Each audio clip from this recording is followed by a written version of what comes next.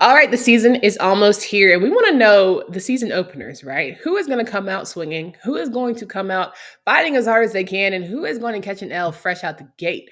We're going to talk about the opening season matchups for all of your favorite teams of the conference. And more importantly, we're going to do it with our guy who comes on every single Freestyle Friday, Drizzy Drake. He's in the building.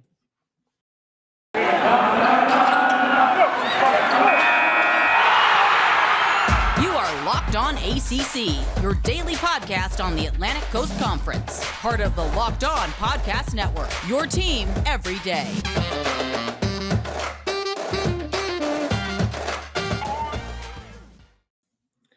What's going on, everybody? Welcome to today's edition of Locked On ACC. I'm your host, Candace Cooper. Thank you so much for joining me today. I'm joined by Locked On Seminoles host, Drizzy Drake, for our Freestyle Friday episode that we do each and every week. Drizzy Drake joins us for a great time. It's Freestyle Friday because, crazy things happen on the Friday show. We're just all tired. We're ready for some new action. And of course, we give it to you plain. That's what we do here on the Locked On ACC podcast. Please make us your first listen each and every day. Glasses threw me off a bit, but I'm going to keep rolling.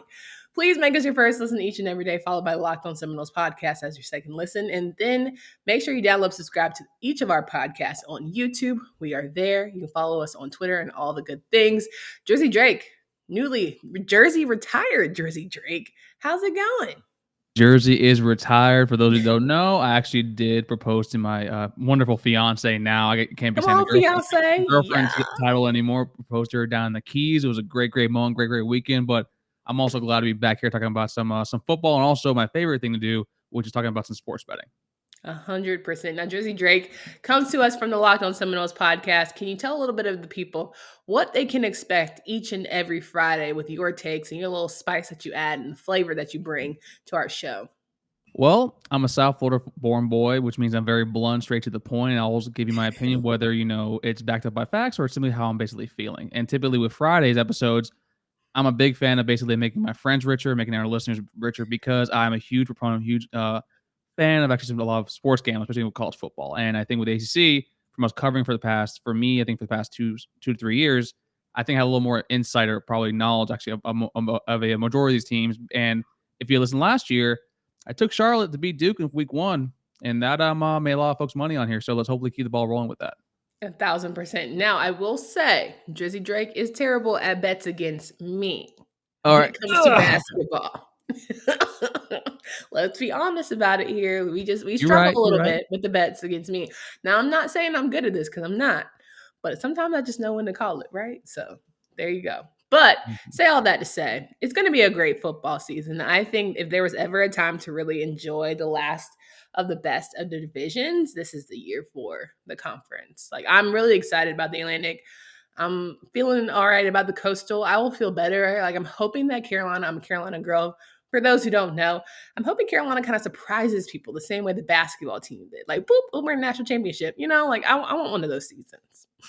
I mean, it just basically comes down to your quarterback, whether or not you believe Jacoby Criswell or Drake May is the QB for y'all. And then also, I know that you are going to be a big Duke Blue Devil fan for the rest of the year, 1,000%. Even though their win total was at, I think, 3.5. Spoiler alert, they will go under. But to me, basically, overall, like the ACC, it's a lot of fun watching all these games. And quite frankly, I can't wait to just dive into week 0 games right now. 100%. And catch that shade there, but it's fine. I trust Jacoby Criswell the same way I trust Jordan Travis. So take that for what you will.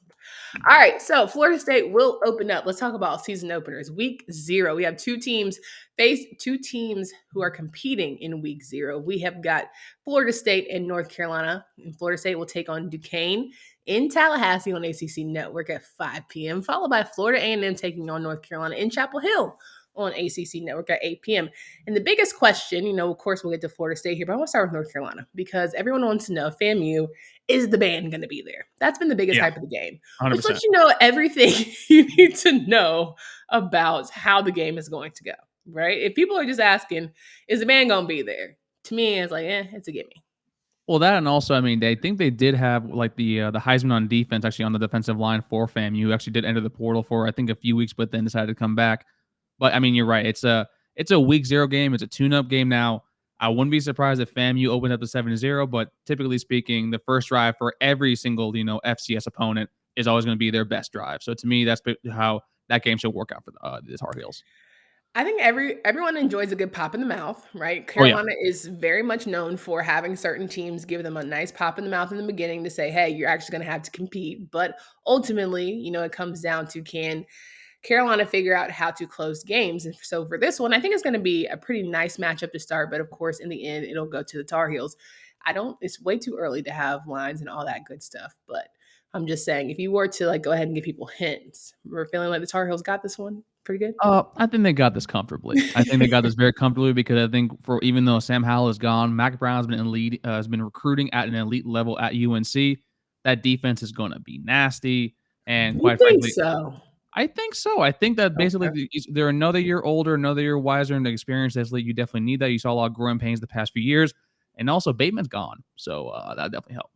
Yeah, shout out to the homie Yam Brown who hit us up on YouTube and basically said if that defense doesn't get better, his hot seat will be real hot soon, talking about Mac Brown. So he listened to that episode. So appreciate him there. Now on the flip side, we got Florida State facing off against Duquesne. I think that is it Duquesne or Duquesne? It's Duquesne, but we have a running joke on our program that we call them the fighting David Duquesnes, the fighting David Duchovnys, like something like that. We know it's Duquesne, folks, but we like to have a little fun around here. We love to have a little fun around here, and I'm pretty confident that the Seminoles will take care of business, but you can't be too cocky because Seminoles have been known in recent years to drop the ball a little bit. Listen, Yep. I knew I would get him. last year was our first loss to an FCS team. Trust me, Okay. I know we lost to Jacksonville State. I think we even talked about it on this program where I was like, oh, yo, we'll beat, blow them out by like 20, 30, 40 points. And then I had to do an instant reaction where I'm like, I can't believe we just lost Jacksonville State. But I think if you watch the UMass game from later on in the year, Mike Neville kind of understands that he has no right to play with his food when it comes to inferior opponents. And Duquesne actually, if you look at the roster overall, is a pretty decent FCS team and probably should be very competitive. I don't expect Jordan Travis to throw the ball more than 10 times a game because I think all you need to do is just feed Trayshawn Ward, feed Trey Benson, and let your defense do the damn work and let Fabian Lowe maybe get 2 or 3 fumbles that game. I think it should be that kind of game. Yeah, 1,000%. Listen, I love that line. Don't play with your food. It's very critical because if you do, you're going to mess around and find yourself in the fourth quarter and having blown coverage, and it's going to be a long night. But you still get a I've proposal been out hanging out of with it. Sam too much, man. You'll still get a proposal out of it. Didn't that guy propose? Yeah, Brady Scott. Okay. He proposed to my sister, one of my fraternity brothers. Yeah. Oh, really? See, Yeah. small world. I'm sure did you tell him afterwards that probably wasn't the best idea, or you were like, yeah, football isn't everything? Hey, listen, man, your personal life comes before football because you're not going to be playing football when you're gone, Brady. But I mean, you picked the right game to do it at because that was supposed to be the guarantee. I mean, I'm not going to get into it now. I'm not. See, guys, this is what we're going to get all season. We're going to get a little riled up action. And I really think because of how the year is going to go for Florida State, it's going to be even more enjoyable for you guys because Drizzy Drake is going to get all worked up. Now, I want to talk about these first Labor Day weekend matchups. But at first, I want to remind you that we talk about betting here on our Friday show because thanks to our friends at BetOnline.net, it's the fastest and easiest way to check in on all of your betting needs. They continue to be the top online resource for all of your sports wagering information from live in-game betting, scores, and podcasts. So head to BetOnline today or use your mobile device to learn more about the action happening today. BetOnline is where the game starts, and I can promise you I'm going to have a game where I put Florida State as the team that's going to upset. And it really depends on how Jordan Travis starts out the year. Like if I'm feeling like he's the man, I think they're going to pull out some games where people probably thought they shouldn't. But if It's he going to be NC doesn't, State. I'll let you know. It's going to be NC State. ooh, okay. All right. Look at you already out the gate with it. Long time coming. But let's get into the Labor Day weekend matchups. Okay. Season opener, talking about all of the teams here in the conference. Just want to test the waters on our betting action, who we would go with, and is it going to be more challenging than others? So on Thursday, September 1, we have Pitt facing off against West Virginia. They'll play at 7 at home for Pitt, and then you'll have Wake Forest playing at 7:30 against VMI in Winston-Salem on the ACC Network. Start with Pitt. West Virginia ain't no. I was actually about to cuss, so I'm working on that. West Virginia is not someone you can sleep on, right? So you have to be very mindful of that action, and I think that that's a great. Hey, we are defending ACC champs. We're here to leave our mark or rooms for the table for anybody who wants it. Yeah, I don't think West Virginia, though, has a good quarterback. There's a main reason why Winston Wright Jr., who now is the wide receiver at Florida State, actually left there primarily because I think his quarterback, I think his name is Garrett Doege, was the QB there under Coach Neil Brown, struggled mightily last year. And then you have Pitt, who they did lose Kenny Pickett, they did lose Jordan Addison. I still think Keenan Slovis, who I kind of agree a little bit with AJ from a few days ago, where when he's healthy, that's the key word. When he's healthy, he's a very dynamic, good QB. The reason why he supplanted JT Daniels after his injury. My only concern is this is week 1. Right now, with our friends over BetOnline.net, the line is at -6.5 favoring the Panthers. That to me is something I wouldn't touch personally, but if I need to go leaning towards, I probably will go with Pittsburgh at -6.5 here.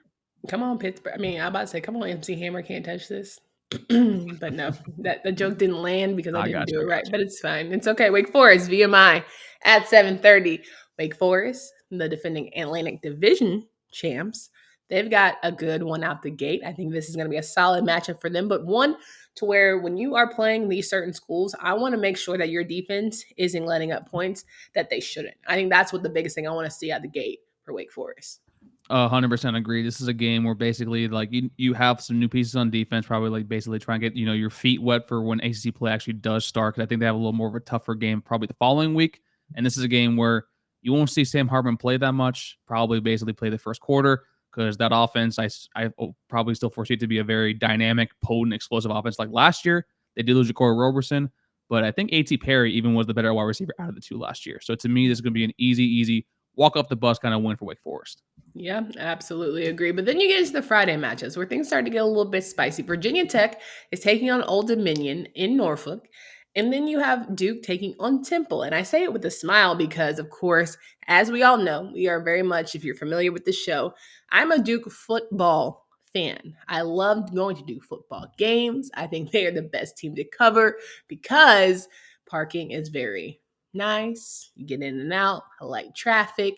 And you get to really like own your chops. Like you have an opportunity to really try and test things from a cover standpoint. So that's my media perspective. Like for fans, Wall's Wade is cool. You can have plenty of open space, all the good things. So I just think, might as well try. If you're gonna try a game, I think Duke is always a great place to start if you're trying football for the first time. So for those of us. But let's start with Virginia Tech. Playing Old Dominion, you're playing sort of a neighbor. How do you feel about the Hokies going into their week 1 matchup? Because Old Dominion is nothing to sleep on either. No, because didn't Old Dominion beat Virginia like 2 or 3 years ago, and then also gave them and also Wake Forest a scare too? Like Old Dominion is one of those teams that like I don't want to play them first. Yeah, it's like I forgot which school is in the Big Ten. I think they play James Madison week 1, and that's like a national powerhouse when it comes to like Division I AA or FCS football. Those are teams you don't want to play against because you might not have the same talent, but you definitely don't have the same experience. So to me, with Virginia Tech with Old Dominion, I don't know who Virginia Tech's quarterback is. It's not Braxton Burmeister, but I don't know the people that came in to replace him are any much better or actually been able to see them aside from Grant Wells. But Grant Wells comes from Marshall, who then comes to Power 5, and that's going to be a huge adjustment. So to me, for right now, Old Dominion +7. The moment it goes to +7.5, probably closer to game time, I'm taking that. Yeah. Do you think there is going to be an Old Dominion upset? Can we call this right now? Too early. Let's wait till the week of the game, and then we'll probably do a better prediction with that. Okay. Yeah. Sounds like a plan for me. Temple and Duke. Listen, if Duke is going to get on this 4-0 streak that I need them to do in order to find 2 more at the end of the season, you got to come out with Temple win. Temple is not a team to sleep on either. It's my resounding phrase for the day, but I feel like you can beat the Owls. We can do this. Come on, Blue Devils. This will tell me everything I need to know about how good or bad Mike Elko has changed this team and this program. Please. I like Mike Elko a lot. I think he was a great damn hire. My only concern is that do you think they'll look ahead past Temple? Because Temple was bad last year. Temple isn't a good football team. Fair. Do you think they'll look ahead to the Nerd Bowl, which is Northwestern actually the week after that? Because that's an away game too. Duke can't afford to look ahead at anything. Let's be honest. I know, but like, listen, the Nerd Bowl was one of the better games we watched last year. So typically, is that the Nerd Bowl to you? The Northwestern and Duke? Yeah. Okay, I would say Wake Forest and Duke. No, okay, Northwestern and Duke for you. I could listen. Anybody? No, we can go Duke and Wake Forest, the Dork Bowl. How about that? You get the Nerd Bowl and the Dork Bowl. Terrible. Go ahead. But no, I mean, but for real though, I think Temple, I don't think is a very good team, and I think Mike Alco, he's coached at Wake Forest. He's also was at Mhm. Notre Dame, but also he has the experience of an SEC defense kind of behind him. We understand how bad this Duke team is. We Yeah. understand how they don't really have sort of a QB like a legitimate QB option there, and Mateo Durant is gone. Yeah. But I do think he'll actually have the team prepared enough to go home and actually take one away from Temple. I think people will probably the line right now I want to say is Temple is plus 7.5 as an underdog. I wouldn't be surprised if the Temple line moves down further as closer as maybe plus 4. The moment Yeah. it goes around that plus 4.5, I'll take Duke. I really believe Duke is just ready to eat. They just needed the right coach to really give them that 1-2 punch, right? They really needed a coach who was going to say, "Here, Mhm. uppercut. I'm ready to lead y'all to greatness. I just need, to be at the helm. Give me the whistle. I'm ready to go." So I'm That's hoping that good. the Blue Devils have that sort of energy and vibe going into the season. Now we get into the Saturday matchups with a nice long list of things, and I want to make sure that we get the coverage for all of these bad boys. So Syracuse and Louisville. Starting up with a little ACC matchup, because why not? In Syracuse, conference play. You might as well cut the ish. Let's just see where it is, because these are, to me, mid-tier, lower-tier teams of the Atlantic, and they're saying either one has a lot to prove going out the gate. A lot of people like Louisville actually to be a sneaky dark horse for the Atlantic this year. And I get it because I'm a huge fan of Malik Cunningham. But if Mm-hmm. this is your first time here on the show, obviously welcome. Don't forget to like, share, and subscribe. But also, like, I don't like Scott South as a coach. Temper expectations of Satterfield's Hmm. coaching abilities. I But got then you. also, why is Syracuse only plus 3.5 underdog? Because to me, Garrett Schrader is just another running back in that backfield. He is not Yeah. like everything that people say about Jordan Travis being a bad passer. You can probably point a little more to Garrett Schrader about that because that man does not throw a really nice ball or throw a ball at all, period. Yeah. And to me, this game, if Louisville loses this game, which quite frankly, though with the line being where it's at, I'm kind of tempted to take Syracuse in this, and maybe Dino will probably start off with a very hot streak. Like to me, this just might be the beginning of the end for Scott Satterfield. And I also think that Syracuse was in so many games last season by plus or minus 3 points that they're like, okay, well, either they're going to be in it or they're going to be out Mhm. of it, and it's going to be close. They're going to have a good fight, but not be able to close. So if anything, this is Dino's chance to say, hey, we have the defense that can make the stops. We also are now saying with a new offensive system, Garrett can make the plays, and Sean is going to do his part. We already know that. Yeah. So maybe they're going to try and be complete because they got a good kicker, the one who has no vowels. You know what I'm talking about. No, I got you. I got you. But we will know exactly what these teams are after their first game. We will like if Louisville wins, like okay, they did what they're supposed to do, and they probably will, probably exceed expectations. But if Syracuse beats them, we know Louisville is kind of a paper tiger, and then Syracuse, like you're saying with the defense, they might not be as easy as a W for a lot of people on the schedule. That guaranteeing that. 1,000%. And I think if Syracuse loses handily, it will definitely be we're on the clock for when Yeah. Dino is officially let go. Cool. Rutgers and Boston College. Boston College having their first home game. It's a nice nooner. So you'll see the Eagles face off against Rutgers, which I think the Scarlet Knights are definitely a great team. But unfortunately, I think with Phil Dracovic and Zay Flowers, this is not going to be a gimme, but it's definitely going to be a good matchup for Boston College, who too is trying to be a dark horse in the Atlantic Division this season. I took Rutgers in so many games last year because I just like the coaching style of Graciano. The only thing is they had extremely good, like I think field position luck as well as turnovers. Yeah. This depends to me on how fully healthy is for Dracovic with Zay Flowers. And not only that, that offensive line, like I know Boston College, basically is like offensive lineman factory. They replaced the entire offensive line, and Christian Mahogany, who was going to be probably a late second round, maybe early second round pick, is out with injury. So to me, I need Yeah. to see how the offensive line stands up. To me, I think Boston College will win this game, but I'm taking Rutgers to cover this game regardless of where it's at. And I also think that, well, just talking about the ACC in general, for me, Boston College, this is the year where halfway, like, we can't have too many more rhyme and reasons why things didn't shake, right? Yeah, Like, I think every year it was, I'm a new coach, I'm adjusting to COVID protocols, all the things. Oh, everyone Phil did. Jacobic's, oh, Phil's hurt. I have a hurt quarterback. My season didn't go as planned. Now it's what, right? It has to be just like, I took all the faults. I was an offensive minded coach. I take the blame. This year, we got to see something shake. We need to see some games where they were very much close and you ended up pulling it out, or vice versa, you dominated. That's what I need to see from Boston College going into this season, especially with this Rutgers matchup. To quote the great Willie Taggart, hashtag do something, Jeff Hafley. Shout out to Willie. All right, North Carolina. They are starting week one with their second matchup. They'll play Appalachian State. Appalachian, if you know. We don't know around here at Boone. At noon on ESPNU. Not for nothing. Appalachian State has beat Carolina in the past couple years. So it's not like it's impossible. And let me just say, if week one is already, we're starting out 1-1, North Carolina. Jesus. Don't get me to stressing already. I wish I could say with full confidence that the Heels are going to do this. And it's like, okay, well, I mean, it's Appalachian State. Come on, bro. No, I'm not confident. Not at all. But maybe Gene will tell me something after week 0. You know who's the starting QB for Appalachian State this year? Who is it? It's your best friend, Chase Bryce. He came back for his second year at Appalachian State. He done got 30 years. He been in there a long time. Listen, this man's got he's got a 401k vesting. He's got the AARP card coming on that Social Security check. But no, for real, with Chase Bryce, he was someone that basically, I have a huge theory when Power 5 QB goes down to goes down to basically a Group of 5 level. They are much, much better. Chase Bryce wasn't terrible last year, but he definitely did improve from his time from when he was at Duke the year before. And he was at Clemson, then he went to Duke, and now he's at And it's less pressure. They asked less for him to do. And then, if you remember correctly, that Appalachian State almost beat Miami last year when they played. Chase Bryce almost led them to beating a Power 5 team. And to me, this is a scary, scary trap game for UNC to play, especially that's why it's really good you guys had the tune-up game before.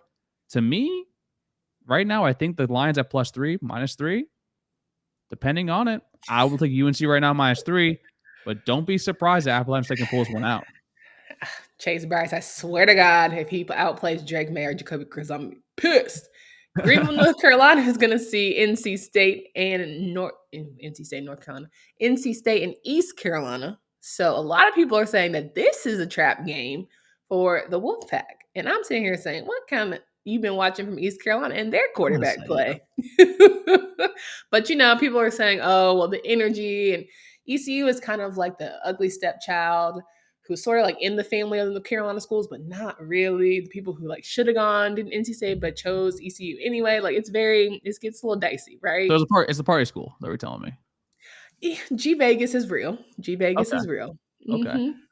Okay, yeah. I mean, because that's the only thing I could think about people saying that, because East Carolina isn't a good team. I'm not even going to entertain this, in my personal opinion. NC State might have the best defense in this conference. NC State has a top 3 QB in this conference. And quite frankly, with East Carolina, I saw them play games last year. They're not good. They aren't good. And home field advantage only gives you the edge if you're a decent or a good quality team. Yeah. You don't get that advantage from all the shouting and yelling when you're a team that basically isn't efficient at doing anything. So give me NC State -10. Give me NC State with the over. I remember watching them face off against Houston, and that was the one game that had the 2 to 3 hour lightning delay, and then they came back out, and it was the longest game ever, and they just couldn't get it done. You're sitting here saying to yourself, East Carolina, you have all the pieces, and you're just not. It's not coming together. I saw them play decently in the first quarter against Cincinnati, and then Cincinnati said, we're going undefeated this season. I don't know, guys. I don't have time for you guys. So there was that. All right, now we're switching gears. Another Saturday matchup: Richmond versus Virginia in Charlottesville. I'm not going to sit there and say that is going to be a gimme, because this is another neighbor. They're all playing all these neighbors. I love that. Virginia, okay. Tony Elliott, this is your time to shine, big guy. This is ready to go. Let these people know you're not here to play in the Coastal. That's what I need from him out the gate. I agree with that. I think this is more to see how is Brennan Armstrong able to replicate what he was able to do in Bronco Mendenhall's offense, and whether or not Tony Elliott's able to basically open that up. But also we need to see if Virginia learn how to play some defense. That would be the big thing. Nick Jackson, he's talking to you. Okay. Right. Davion Wicks, he's talking to you. I think that Keaton Thompson, if you want to be the next wide receiver to really get the spotlight going into this year, you're going to be pissed off because you're not a Blitnikoff, whatever on list and all the things. Make sure you show them out the gate week 1. That to me is what Virginia needs to do in order to be okay, we've been talking about Miami. We've been talking about North Carolina. We've been talking about Pitt. We're really a team that can come in here and squeeze in this Coastal. So there's that. Miami will finish off the Saturday games against Bethune-Cookman in Miami. And I'm just sitting here saying, Mario, you too. Gonna give me something that it makes me say, I'm really impressed by this defense. I'm really ready to say things are changing and shifting for the Hurricanes. What I want to learn is who is going to catch the ball from Tyler Van Dyke. Good point. Good Because point. Charleston Rambo is gone. Charleston Rambo and TVD together was a lethal combination. Mm-hmm. But now we need to see if Michael Redding can take the next step. If Xavier Restrepo, shout out Monarch High School, represent, can actually be the solid slot receiver they can be, basically in the same vein as a Braxton Berrios or Santana Moss. But we'll see how they can do with that. But the defense, to me, I have a feeling that this defense is going to be probably leaving a lot to be desired, aside from basically the defensive line. I think with their safeties, with Avante Williams and James Williams, that's going to be a very deadly safety duo. But other than that, and Larry Taylor, there's no one really on the defense that scares me. Just to be point blank. Well, look at that. Or we're gonna run this back, so just everyone knows. Exactly. I hope everyone's keeping notes because we now have a lot of Canes fans who watch the show. Right? They were all in my face. You know, when we were basically on our show last week, and we were throwing out like predictions, crazier things have happened, and we're like Florida State versus Miami for our ACC championship game. They were like, Candace, you just need ratings. I was like, no, people come anyway. But I was like, y'all didn't listen to the show. Because the whole time we threw out our predictions, and I was like, well, crazier things have happened. Maybe Florida State might mess around and win the Atlantic. I don't think it's going to happen personally, but crazier things have happened. I would love for it to happen. I just don't think it's going to happen. I think it's going to be probably NC State and probably Miami, or NC State and probably Pitt. Those are probably the two most likely outcomes, but we'll see. Right. And Clemson wants a word as well. So like we just sit here and throw things out and see what sticks, but we appreciate all the comments that you give because, engagement. We love that. Now, moving on to Sunday. Whew, okay, let's thoughts and prayers. T's and P's. We're going down to NOLA at 7:30. The LSU Tigers are taking on the Florida State Seminoles. Giving you the stage because thoughts and prayers. Thoughts and prayers. Now we're going to win this game. We're talking about. Are you serious? Okay, I'm joking. We did just say we're throwing things out here. So like, if you're trying to throw it out there. And Mike Norvell, for people that listen to me and Locked on Seminoles on here, I'm not his biggest fan. Trust me, you can look at my Twitter, you can look at my discussions here. I'm not the biggest believer in him. However, we took Florida State on here to cover last year against Notre Dame. What did they do? They covered and nearly beat Notre Dame. And that was also with a very injured offensive line. This LSU say a very injured Mr. McKenzie. I mean, listen, we're not going to get to it. He's a good man, but that man was a shell of his former self. But with LSU, they lose a lot of talent to the draft. They bring back Kayshon Boutte, but we need to see how he looks, post his injury. Mm-hmm. They lose their quarterback. They have 4 different QBs, a new QB coach, a new offensive coordinator, a new head coach in Brian Kelly. This is going to be a very, very close game. I'm going to be there. I'm going to be at the game watching. Are you going to go to New Orleans? Okay. Oh, hell yeah. I asked Ross for some recommendations on food and where to stay. You could have asked me. I could ask. Oh, I'm going to ask. I'm asking you now. I used to work for the Saints and Pelicans. I actually did not know that, but now that I do. Now I know. But to me, with this game, it's mainly because I think LSU is more talented. But the fact that this is a new coaching staff that's in their first game and it's going to be in prime time, and we already have the Duquesne game to basically get a warm up and see basically where everyone's at. This is a very attainable game for us to steal. And to me, I think Florida State +3 is the proper play here. I'm not going to take the money line. I think we can win this game, but I think for those betting out there, I think +3 is a great, great value here. Okay, my only question, very seriously. How close are you going to be sitting to whether you can hear Brian Kelly's Cajun accent or not? Close enough. I'm be talking about his family. With a Massachusetts. Come on, bro. Oh my God. I was like, you know what? As a Southern girl myself, like I know when to turn it on, to turn it off. When I get too close to people, I know when to cut it on and I feel comfortable. But you can't fake it. That's just one, especially not New York, especially not Louisiana. That's a different accent. And why are you trying to be Coach O? That was just a sweet, like that was him, fit him, all of that. I'm not gonna understand Coach O either. He was the etouffee ogre. I can't understand the man at all, period. Etouffee ogre. I'm crying. All right, our last game of the opening weekend. We have, of course, no one other than Clemson taking on Georgia Tech in another conference opening matchup. To me, circle this one on the calendar. Monday, I hope you're not doing anything at 8 o'clock. On ESPN, you were going to see the Yellow Jackets take on the Tigers. Georgia Tech, you can do this. You can make this a game. Because if you at least make this a game, I'm putting you in the conversation for the Coastal. If you don't do nothing, however, I want to know just how fast we can pack Jeff Collins' clothes. Okay. Clemson, on the other hand, DJ. I just want to see, can you handle not having world-class receivers and still making it work? Yeah, I'm about to say, who's catching the ball at Clemson? Because the only wide receiver that I knew that was there by name was Frank Latson. He's now down in Miami. And then Aju, I mean, I need to see a little more out of him with that. I know you can only rely on Will Shipley so much. Mm-hmm. And this is a game where I fully expect Clemson to basically blow them out on a Monday night, which Jeff Collins, I'm so sorry, but that's just, you're going to literally watch your resignation on live TV. But I need to see, like, how good does DJU look? Because if he Yeah. looks sort of like decent and solid, that's not good enough against Georgia Tech team that, quite honestly, we don't expect to win more than 2 games. That's the thing. Like, you need to look dominant. You need to look like last year was a fluke.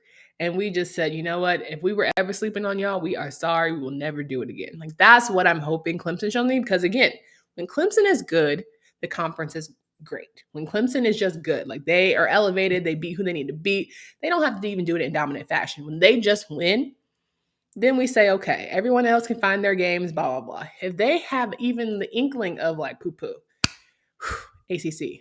I don't know how the committee is going to roll for us when it comes to college football playoff conversations. Hate that for us. Yeah, it's going to be a long year. It's going to But be a a good very year. long year, but it's going to be a fun year. It's going to be a fun year. Yes. The last year of divisions, and hopefully now we can see why. We'll see very quickly why all the coastal coaches were complaining about basically you losing their easy dubs. I mean, there's so many coastal coaches that it's like you can only go but up. The bar is in damn near hell. So hopefully we'll see some positive things. Drizzy Drake, always a pleasure to have you on the show, my friend. Freestyle Fridays is going to be lit. I'm excited for everyone to get in on the betting action, to really just get their last want to's, wishes, and desires before we head into Saturday's matchup. So make sure you download, subscribe to the podcast from anywhere you listen to podcasts. Drizzy Drake, where can these people find you? You can follow me at Tally__Drake. You can follow the podcast at Knowles Anonymous, basically where we engage with our fans, basically where we get our themes for all of our episodes. And as always, we are fans first, people second, and content creators third. And take the over-under on Miami. Take the under at 8.5 because Mario Cristobal's going to have a very interesting year actually down South Beach. Sorry, Coral Gables. I'm sorry, they're not even really in Miami, so. Ooh, Lord. See, you couldn't help yourself in the end unless you had some shade, Hell no. some strays, shots fired, all the things, all the things. For Candace Cooper and Drizzy Drake, y'all have a great and safe weekend. Until next time.